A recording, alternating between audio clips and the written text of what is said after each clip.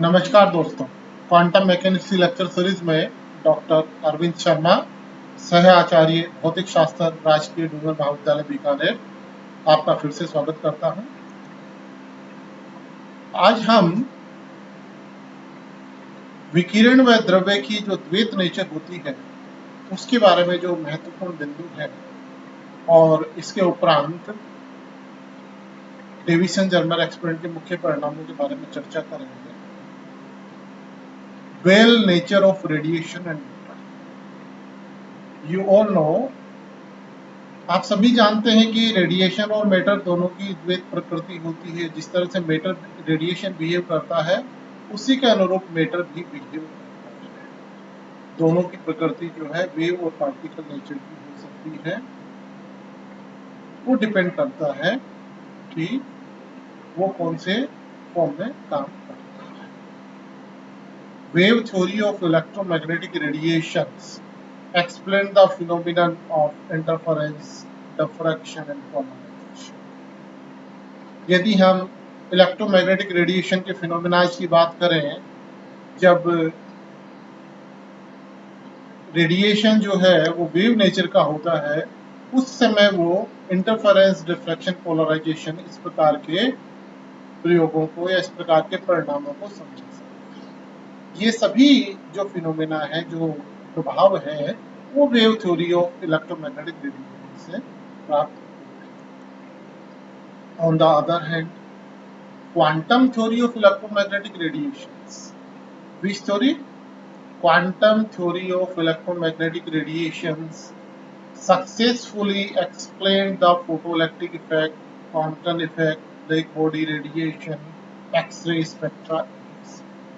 अर्थात ये जो प्रभाव है, प्रकाश विद्युत प्रभाव है, कॉम्पटन प्रभाव है, black body radiation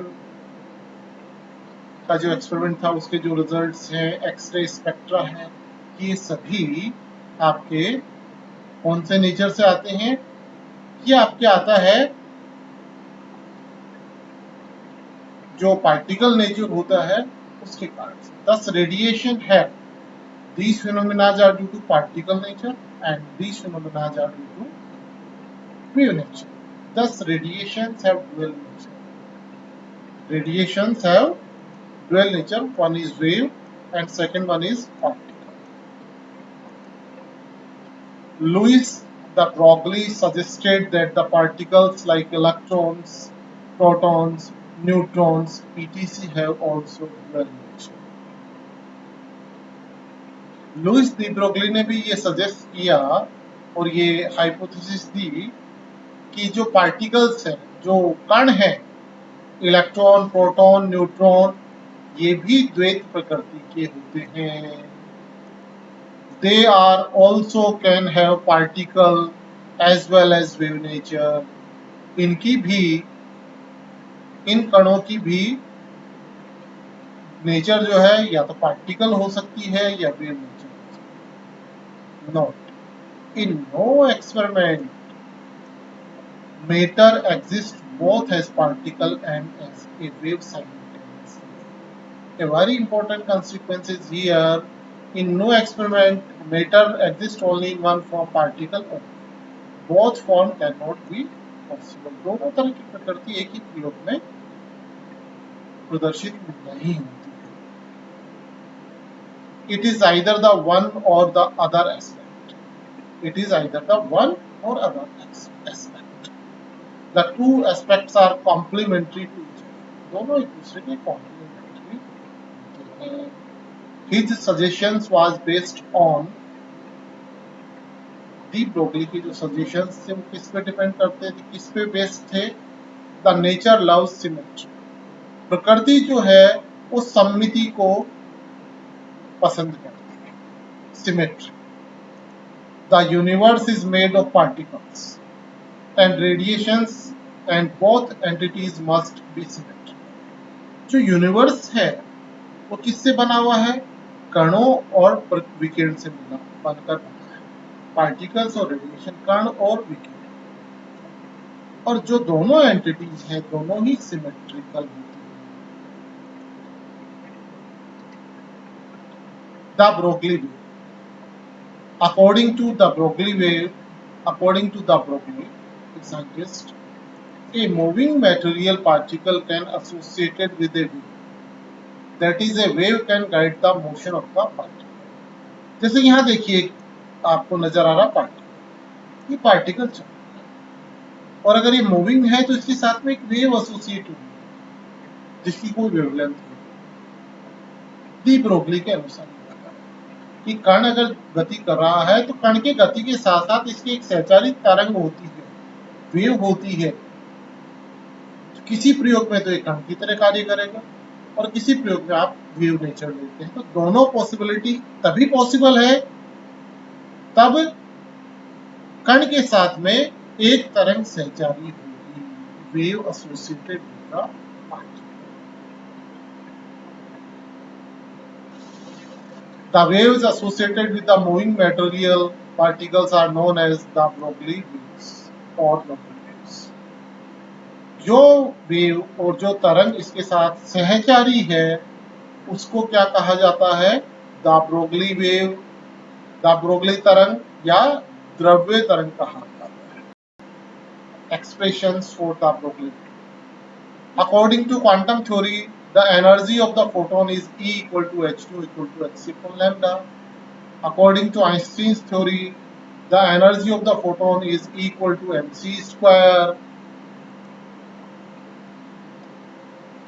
So lambda equal to h upon mc. यहाँ से अगर अपन देखें lambda equal to hc, lambda equal to h upon mc. Now E is replaced by mc. Here E equal to mc. Hence lambda equal to h upon, where P equal to mc is momentum of a photon. If instead of a photon we have a material, suppose we have a material, not photon, particle of mass m is moving with the velocity v, then this equation becomes lambda equal to h upon v. Just c is replaced by v, velocity of the particle. Here c is velocity of, what is c? Velocity of photon. And what is v? Velocity of particle. The formula remains the same. जो formula है वो same। तो इस प्रकार से ये expression the Broglie wavelength के लिए। कंक्लूजन, लैम्डा बराबर h upon v। The Broglie wavelength is inversely proportional to the velocity of the particle. If the particle moves faster, then the wavelength will be smaller and vice versa. अगर कण तेजी से चल रहा है तरंगदैर्घ्य कम होगी और कण धीरे चल रहा है तो तरंगदैर्घ्य ज्यादा होगी। इनवर्सली प्रोपोर्शनल है, यहाँ से सीधा हम देख सकते हैं। If the particle is at rest, अगर सपोज कर लीजिए कण स्थिर अवस्था में है, then the Broglie wavelength is infinite। अगर स्थिर अवस्था में है तो क्या होगा? v0 हो गया, v0 हो गया तो लैम्डा कितना हो गया? इनफाइनाइट हो गया। Such a wave can not be visualised. जब आपके पास में लैम्डा इनफाइनाइट हो गया तो इस प्रकार की तरंग जो है विजुअलाइज नहीं दिखी जा सकती, संभव नहीं है, देखने योग्य नहीं। The Broglie wavelength is inversely proportional to the mass. Here we see the Broglie wavelength जो है द्रव्यमान के भी इनवर्सली प्रोपोर्शनल है। The wavelength associated with a heavier particle is smaller and with a lighter particle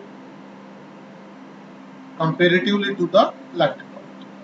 अगर आपके पास में m ज्यादा है तो लैम्डा कम होगा और m कम है तो लैम्डा ज्यादा। The Broglie wavelength is independent of charge of the particle। The Broglie तरंगदैर्घ्य आवेश पर निर्भर नहीं करती है। Matter waves like electromagnetic waves can travel in vacuum, hence they are not mechanical waves। Matter waves can also travel in vacuum। Matter waves vacuum में travel कर सकती हैं, इसलिए ये मैकेनिकल वेव्स नहीं है। Matter waves are electromagnetic waves because they are not produced by accelerated charges. Matter waves electromagnetic waves भी नहीं है क्योंकि ये एक्सेलरेटेड चार्ज से त्वरित आवेश से नहीं बनी है. Matter waves are probability waves. Matter waves क्या है? Probability waves. Amplitude of which gives the probability of existence of the particle at the point. Matter waves क्या है? Matter waves probability waves हैं, प्रायिकता तरंग है. Amplitude of which gives the probability of existence of the particle at that point.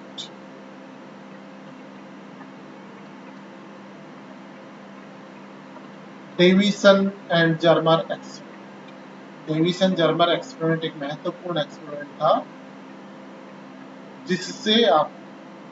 जिससे क्या prove हुआ कि हम देख रहे हैं कि किस प्रकार से प्रयोग था और इसने क्या सिद्ध किया. A beam of electrons emitted by the electron gun. यहां आप देख रहे हैं ये इलेक्ट्रॉन गन का पार्ट है. ये यहां जो पार्ट है यहां से a beam of electrons emit होती है. तो देखिए कैथोड है, क्या है? कैथोड है. कैथोड के across potential, high DC potential apply किया जाता है कैथोड के अक्रॉस, और कैथोड से इलेक्ट्रॉन्स का इमिशन होता है. तो electron gun is made to fall on the nickel crystal. उससे पहले देखिए एक पोटेंशियल और अप्लाई किया. ये देखिए एक तो एनोड है और इस एनोड के और कैथोड के बीच में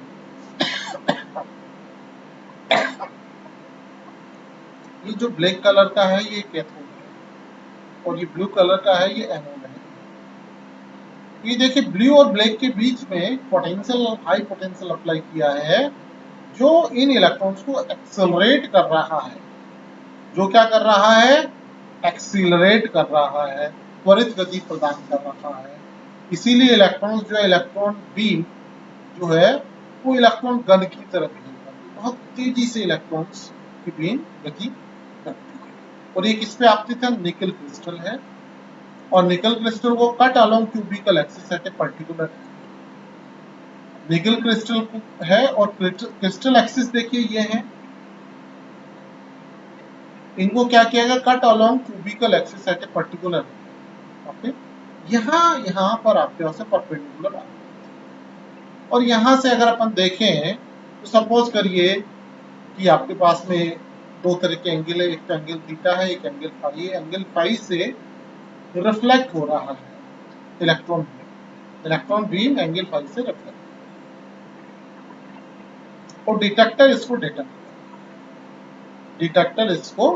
डिटेक्ट कर रहा है. The scattered beam of electrons is received by the detector which can be rotated at. This is scattering. Reflection is a common word if some wave is reflected, but here is scattering due to nickel crystal. Okay, and that is follow the Bragg's scattering law. Okay, the energy of the incident beam of electrons can be varied by changing the applied voltage to the electron. जो energy है incident beam की वो कहां से vary करेंगे? Applied voltage to the electron. जो आपने ये अप्लाई किया है वोल्टेज, ये वाला जो वोल्टेज अप्लाई किया है इससे इसको एनर्जी मिलती है Vx.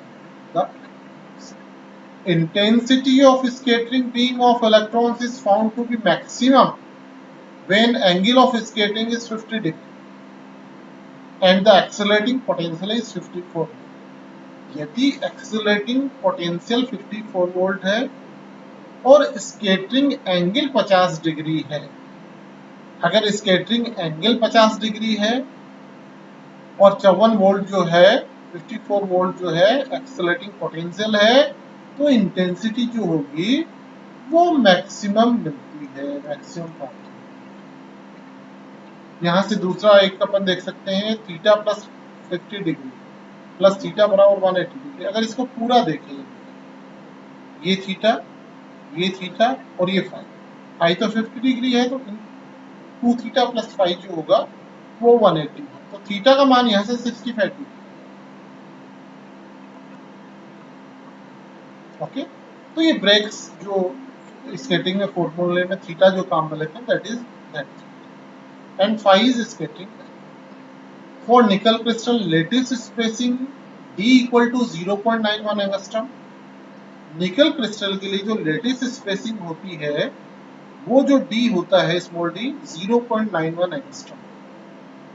For first principal maximum n बराबर 1, for first principal maximum n बराबर 1। Electron diffraction is similar to X ray diffraction. Electron का डिफ्रैक्शन उसी तरह से होता है जैसे एक्सरे का डिफ्रैक्शन होता है, इसलिए ब्रेक का नियम भी काम यहाँ पर फॉलो होगा।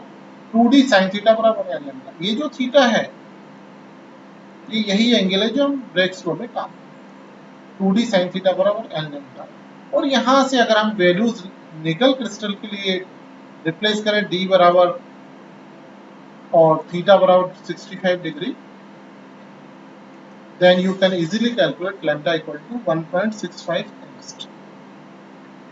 यहाँ intensity of scattered beam at different accelerated potential versus incident को प्लॉट किया गया है। ये बम्प जो है वो वोल्टेज के साथ में इंक्रीज हो रहा है। मैक्सिमम जो बम्प है वो कहाँ मिल रहा है आपको, कहाँ प्राप्त हो रहा है 54 वोल्ट, और इसके बाद में वापस से बम्प जो है वो कम होने लग जाता है। तो मैक्सिमम जो है आपको फाई इक्वल टू 50 डिग्री और accelerating voltage is 50 volt. Incident intensity of scattered beam at 54 volt and incident. तो ये जो आपके पास में इस प्रकार का जो स्पेशल पोलर कर्व है आर और थीटा में, तो यहाँ से हम इजीली कंक्लूड कर सकते हैं कि this is the best result of this. According to the Broglie hypothesis, lambda equal to h upon under root 2 MeV, lambda equal to 12.27 upon under root V angst।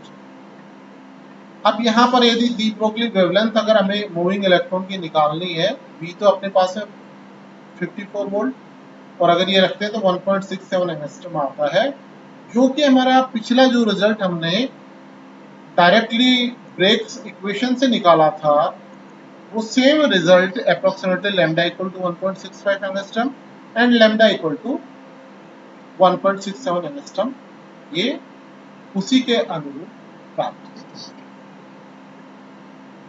है। Intensity versus under root anode potential.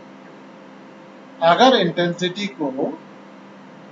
Intensity को क्या किया जाए, under root we के साथ plot किया जाए तो इस तरह का कर्व आता है। और ये जो डिफ्रैक्शन पैटर्न है आफ्टर 100 इलेक्ट्रॉन वोल्ट्स, देखिए इस तरह का दिखाई देता है। After 3000 electrons and after 20,000 electrons. तो जो रिसर्च हुई थी उसके अनुरूप जिस तरह का कर्व प्राप्त होता है वो यहाँ पर दिखाया गया है कि वास्तव में एक्सपेरिमेंट में किस प्रकार से इसको प्राप्त किया गया। तो इस तरह से हमने ड्यूअल नेचर ऑफ मैटर के बारे में पढ़ा, द ब्रोगली हाइपोथेसिस पढ़ा और डेविसन जर्मर एक्सपेरिमेंट जो है उसके मुख्य परिणामों को आज हमने समझने का प्रयास किया। तो अब हमारी जो लेक्चर सीरीज है वो किसी टॉपिक को मुख्य रूप से समझाने के लिए रहेगी जिससे आपको आपके रिवीजन में सहायता मिले। धन्यवाद दोस्तों, क्वांटम मैकेनिक्स लेक्चर सीरीज में फिर